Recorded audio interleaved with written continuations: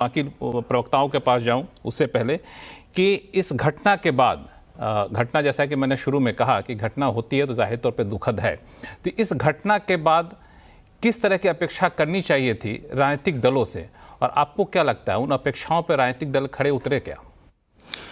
देखिए, अपेक्षा तो सामान्य तौर पर यही होती है कि जो राष्ट्रहित है या फिर जो है वो जो घटना है, अगर मान लीजिए अगर इस तरह की कोई त्रासदपूर्ण घटना है तो उस पर राजनीति ना हो, बल्कि जितना सहयोग हो सकता है किया जा सके। लेकिन मुझे लगता है कि आज की राजनीति में ये एक्सपेक्ट करना जो है कपोल कल्पना है, या मतलब वो रियलिस्टिक नहीं है। क्योंकि अगर हम राष्ट्रीय सुरक्षा के जो गंभीर मसले हैं, चाहे आतंकवादी हमले हों या फिर जो है कोई आपका दुश्मन देश हो, वो आपके खिलाफ अगर साजिशें रच रहा हो और उसमें भी अगर आप राष्ट्रहित का ख्याल न रखें और फिर आप पार्टी पॉलिटिक्स के आधार पर अपना स्टैंड तय करें, तो उसमें ये मानना कि कुंभ में कोई ट्रेजेडी हुई, अनफॉर्चुनेट इंसिडेंट हुआ और उसको लेकर कोई संयम जो है राजनीतिक दल बरत पाएंगे, खासतौर पर अपोजिशन, मुझे लगता है कि यह अपेक्षा करना भी बेमानी थी। और शायद इसी हिसाब से प्रतिक्रियाएं भी अगर आप देखें, जिस समय तक कोई ऑफिशियल कंफर्मेशन नहीं आई थी उस समय ही आनी शुरू हो गई थी। और मुझे लगता है कि ये एक्सपेक्टेड लाइन पर था, चूंकि ये हादसा हुआ उसके पहले भी अगर आप देखें पूरा का पूरा जो घटनाक्रम और जिस तरीके से राजनीतिक प्रतिक्रियाएं आती रही हैं, तो उसमें लगता नहीं था कि कुंभ जो है राजनीति से परे रह पाएगा। और एक बार जब ये त्रासदी हुई है, वो उसी एक्सपेक्टेड लाइन पर ये रिएक्शंस भी आए। हालांकि मैं इसलिए अपेक्षा रख रहा था क्योंकि कुंभ एक राष्ट्रीय इवेंट नहीं था। ये श्रद्धा का जो पर्व है ये राष्ट्र स्तर पर नहीं था, ये अब अंतर्राष्ट्रीय जगत पर बन गया है और पूरी दुनिया की नज़रें इस पे टिकी हुई थी। दुनिया जहान के लोग यहाँ पे आ रहे हैं, तो जब दुनिया की नज़र होती है तब हम जब भारत में कोई घटना होती तो वहाँ पे हमें इस नाते कि ये सिर्फ हमारा व्यक्तिगत या फिर राजनीतिक मसला नहीं हो, एकजुटता दिखनी चाहिए थी। इसलिए अपेक्षा करना एक स्वाभाविक सा बनता था। प्रियंका गुप्ता जी कांग्रेस के प्रवक्ता हैं। प्रियंका गुप्ता, आपको क्या लगता है कि ये ठीक है, दिल्ली चुनाव है, बाकी चीज़ें हैं चलती रहेंगी, चुनाव आएगा जाएगा, लेकिन ऐसी चीज़ों पे जहाँ पे श्रद्धालुओं से अपील करना कि संयम बरते, सहयोग का रवैया अपनाना, वहाँ पे राजधर्म के पालन करने की नसीहत देना, प्रशासन की व्यवस्था पर सवाल उठाना, ये कितना सही है? लक्ष्मण जी, क्योंकि श्रद्धालुओं की मौत हुई है, सबसे पहले मैं उनको श्रद्धांजलि देना चाहूंगी। जितने भी लोग घायल हैं, 60 के ऊपर करीब लोग घायल हैं, मैं भगवान से प्रार्थना करूंगी कि शीघ्र ही उनका स्वास्थ्य हो और वो अपने अपने घर पहुंचे। बाकी कुछ लोगों का जिस तरह से सुनने में आ रहा था कि लापता है, मैं वाकई में चिंता का विषय है और मुझे लगता है कि पूरे प्रशासन को तुरंत के तुरंत उन लोगों को अपने परिवार से मिलाना चाहिए। और मुझे लगता है कि अगर आप पूरे इस कुंभ को देखें तो पूरी तरीके से ये बात कही जा रही थी कि 10 करोड़ से ज्यादा लोग वहां आने वाले हैं, तो इंतजाम क्यों नहीं किए गए थे। हकीकत ये है कि जिस तरह से श्रद्धालुओं को की उपेक्षा की गई, जिस तरह से वीवीआईपी कल्चर दिखाया गया, जिस तरह से चाहे वो वीवीआईपी की हूटर बजाती हुई गाड़ियां हैं, उनको निकलने के लिए पूरी तरीके से व्यवस्थाएं की गई, पर वहीं पर एक गरीब आदमी, आम आदमी जो श्रद्धालु है, जो देश भर से चला आ रहा है, पैदलों किलोमीटर जाने के बावजूद भी उसके लिए कोई व्यवस्थाओं का इंतजाम नहीं किया गया। हकीकत यह है कि जिस तरह से बद इंतजामी की गई वो पूरी तरीके से देश की जनता देख रही है। सिर्फ और सिर्फ प्रचार प्रसार, हजारों करोड़ रुपया पानी की तरह बहा दिया गया, पर पानी पीने के लिए वहां जो श्रद्धालु थे उनके लिए नहीं उपलब्ध था।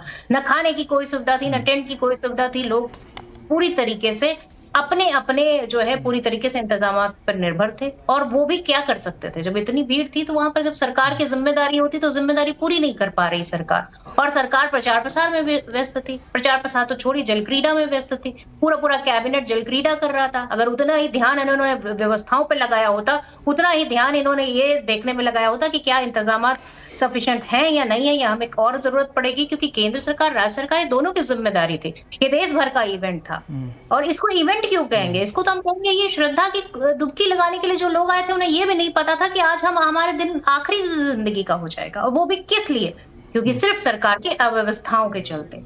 मैं पूरी तरीके से मानती हूँ। हालांकि दो चीजें यहाँ पे प्रियंका जी, आपको और मैं रोकूंगा, दो चीजें जो आपने कही थोड़ा सा फैक्चुअली करेक्ट कर दूं कि बार बार आपके नेता या कई जो आलोचक हैं वो ये सवाल उठाते हैं, कहते हैं कि वीआईपी मूवमेंट था, वीआईपी में सारे प्रशासन लगे थे। तो जानकारी के लिए बता दूं कि जब जब ये अमृत स्नान होता है, जिसको हम लोग शाही स्नान पहले कहा करते थे, उस अमृत स्नान के दिन कोई भी वीआईपी प्रोटोकॉल को एंटरटेन नहीं किया जाता है, कोई भी वीआईपी मूवमेंट नहीं होता है। जितने भी कैबिनेट के मंत्री या फिर वो भी वीआईपी जाते हैं वो इस अमृत स्नान से एक दिन पहले, एक दिन 2 दिन पहले अपना स्नान कर लेते हैं। इसलिए ये कहना मुझे पता नहीं अतिशयोक्ति लगता है। लेकिन समाजवादी पार्टी के सुनील यादव जी हमारे से जुड़े हैं। सुनील जी, यहाँ पे चीज़ों को संभालने के बजाय आपके नेता तो इस्तीफा मांगने तक उतर आए। नहीं, सवाल इस्तीफे का नहीं है लक्ष्मण जी। सवाल नहीं, सवाल ने ट्वीट किया, इसीलिए मैंने कहा आपके नेता ने ट्वीट किया, उन्होंने लिखा है कि जो लोग इसका प्रचार कर रहे थे कि विश्व स्तरीय व्यवस्था है, उन्हें इस हादसे में हताहत हुए लोगों की नैतिक जिम्मेदारी लेते हुए अपना पद त्याग देना चाहिए। ये मांग की थी आपके नेता ने। ठीक बात है, तो इसमें क्या बुराई है? क्या बुराई है? नहीं, चूंकि आपने अभी कहा कि इस्तीफे की बात नहीं, इसलिए आप ही के बात को मैंने काउंटर किया कि फैक्चुअली आप गलत बोल रहे हैं। हाँ, नहीं, मैं जान रहा हूं। मैं कह रहा हूं कि सवाल इस बात का है कि कौन वो लोग हैं जो कह रहे थे कि 40 करोड़ लोग आएंगे। क्या यही माननीय मुख्यमंत्री जी नहीं कह रहे थे कि 8 से 10 करोड़ लोग आएंगे मौनी अमावस्या वाले दिन और 12 करोड़ का इंतजाम हमारे पास है? क्या हुआ आपका इंतजाम?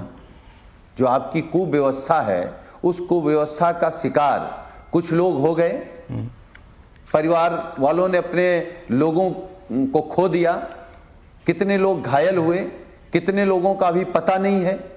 तो यह व्यवस्था किसकी है? कैसे हो गया? और जब हमारे नेता माननीय अखिलेश यादव जी लगातार कुंभ को लेकर के सुझाव दे रहे थे, तब इसी सरकार को वो सुझाव बहुत काट रहे थे। भाई, विपक्ष का मतलब ये नहीं कि हर सवाल पर, हर बात पे सवाल खड़ा करना। हमारा विपक्ष का मतलब ये भी है, लोकतंत्र में विपक्ष जो है वो सरकार का आईना होता है। हम जब सरकार के सामने खड़े हों तो सरकार को उसमें अपना चेहरा दिखे। अगर कहीं दाग है, कहीं कालिक है तो वो भी दिखे, कहीं कमी है तो वो भी दिखे।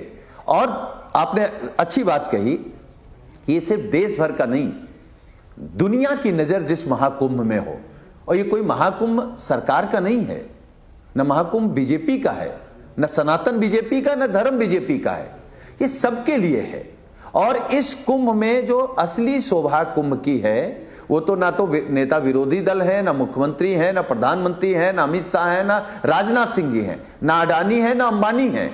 इसके जो मुख्य आकर्षण होते हैं अखिलेश यादव, हमारे आपके साधु संत हैं। नहीं, मैंने वहीं से शुरू किया, आप पकड़ नहीं पा रहे हैं। मैंने कहा नेता विरोधी दल, मैंने वहीं से शुरू किया, आप थोड़ा पकड़ा करिए। बाकियों का नाम लिया, अपने नेता का नाम नहीं लिया, इसलिए मैंने कहा।